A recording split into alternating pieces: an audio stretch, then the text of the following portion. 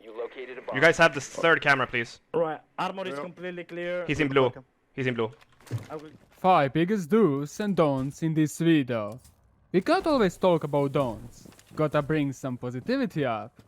With that being said, let's start immediately with no intro. Let's see the 2 pro Twitch clips and try to figure out what they have in the common. Here's one from the Nello. The camps. Repelling big tower. Nobody outside small tower. It should be full big tower take. And here's one from the Fabian. But be aware of what Smoke is doing, as well as what Fabian. I mean, you have offered to sleep with me multiple times. Gotta join in Pisa. It's admin push. It's admin clear. Okay, I'm turning all my stuff then. Dead. I don't even understand how that works for you, but sure. How many times have you checked stationary outside cameras immediately after the preparation phase? In these clips you could see Nello and Smoke doing that. Nello made a very good conclusion that there will be a heavy tower push because no one destroyed the Oregon's junkyard camera. On the Fabian's clip, you can see him repositioning his shield based on the Smoke's call, where the attackers are pushing, again based on the immediate camera view. This is your first do. Do check your cameras immediately at the preparation phase. The reasonings were kind of already explained by the 2 clips, but even with a dead camera, you immediately can take the advantage of knowing that they are pushing that side. This will take your 5 seconds of the round and could drastically change the outcome of the round. Let's check the Pranos clip now. It's Master again, they didn't even shoot the static cam.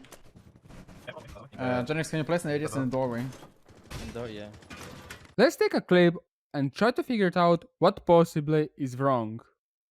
You can see Jaeger reinforcing next to the Valkyrie. Is this bad?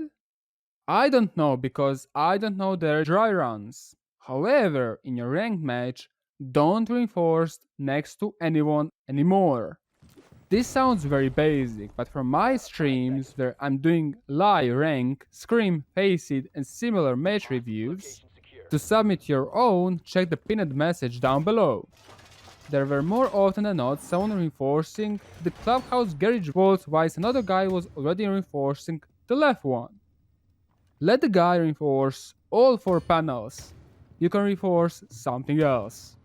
Reinforcing next to someone now has even a bigger meaning due to the reinforcement pool. As you could see, there's a possibility that even the pros mess this up in the gym defense. However, this is just a possibility. Maybe they timed something perfectly with this setup.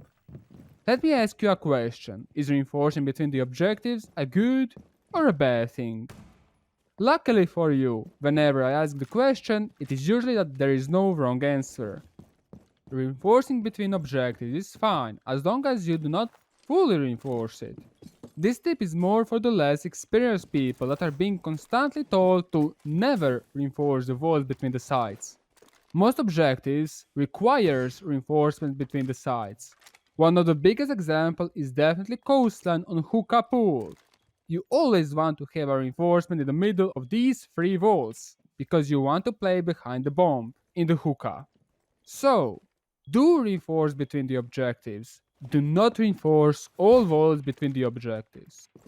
Reinforcing a wall or 2 gives you more anchor positions, just like the connectors of the consulate between the CO and the meeting.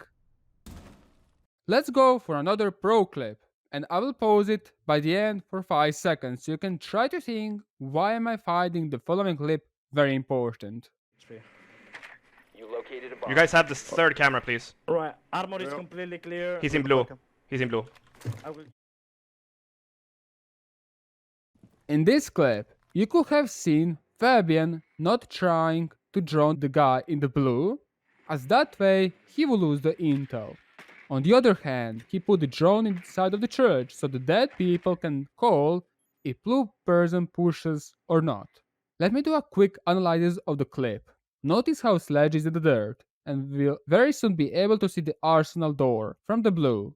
There are also two default rotations. What Fabian can do in this situation is, after leaving the drone, is to open up the arsenal with the Zophia's impact, whilst their guy is covering him.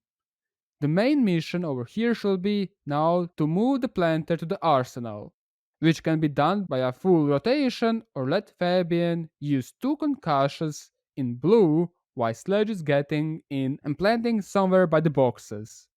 If you enjoyed this review, we do it every stream, every weekend, and Wednesday. To recap, do not drone someone if you know where he is, and if you know that he has to come in your sight, because you will most likely lose that intel.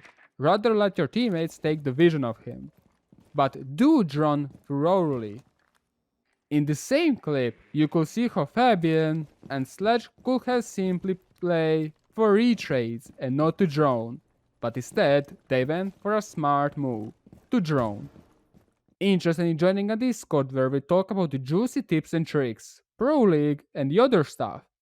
Check the pinned comment messages. Do not have a bad mentality behind the role. Entry's main goal is not supposed to get kills. Roamers' main goal are not supposed to waste time. Entries do take the required map control. Roamers do deny the map control. Getting kills and wasting time are implications of taking required map control or denying it. More often than not, you're not supposed to clear out the whole building of the roamers, such as Villa. Sometimes you won't even face any roamer, such as on the bank when attacking basement. But on the Villa example, you will see 1 out of 100 matches in the Pro League how teams are ignoring basement roamers, and usually some parts of the first floor when attacking the top floor. Why do you need a piano or living control if you need to get the player below the astro? Having a flank drone in the night does more efficient way than clearing out the whole building and wasting time. For roamers, what does it mean to time waste? Is 1 minute enough? 2 minutes? Generally speaking, attackers can do the execution within the 30 to 45 seconds. If they are in the 5 vs 4 when attacking garage and cafeteria, and you, quote-unquote, wasted 2 minutes of their time and pushed back to the objective, this is highly winnable for attackers as long as they have drones watching their flanks, or air jabs, which usually happens. All they have to do is clear out garage from the top and plant by the default whilst having someone by the yellow. This is speaking from an ideal situation where there is no stress involved, and everyone plays perfectly, defenders and attackers. Attackers with 60 seconds remaining can push away any defender in the garage and start to plan in the theory. It is important to have the right mentality of denying map control. Anything else are implications. Having the wrong mentality or teaching anyone the wrong mentality just because it is maybe easier to explain builds up bad habits. We are left with one more do and don't. Don't watch advanced stuff if you do not have the basics covered. This is very similar to trying to understand what superposition is in the quantum mechanics without knowing what quantum mechanic is. The general idea of learning process is: learn the map layout. You should do it yourself. Go in the custom T-hunt on bomb. Clear out everyone and learn it. Learn how to play the objective.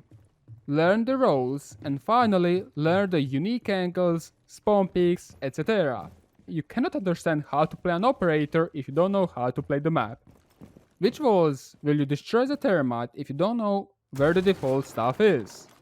Where will you put your walkie cameras, outside or inside, if you can be pushed from above, below, and which side? You are learning operators to playing wrong if you don't know how a map is being played. You also cannot roam if you don't know what to expect from the attackers. So stop watching anything advanced before you can get your basics covered. You're digging yourself a deep hole there. You might see some quick results by this stuff, but after a while, you will be in a slump. And that's probably the main reason of your slump. It is also important to digest what a creator is trying to say. You cannot take what I'm talking or what anyone is talking granted. And do always ask a creator if you have any question. If they don't know how to answer it, that's probably a good answer that creator doesn't know what he's talking about. Do you have your own do's or don'ts? Let me know down in the comment section below. Thank you for watching this video and staying with me for this long, and thanks all the patrons and YouTube members for making this video available. If you want to learn all the basics and advanced things about the siege, make sure to give me a like, subscribe and click the notification bell to get all notifications from my channel. Make sure to give me feedback down in the comment section below.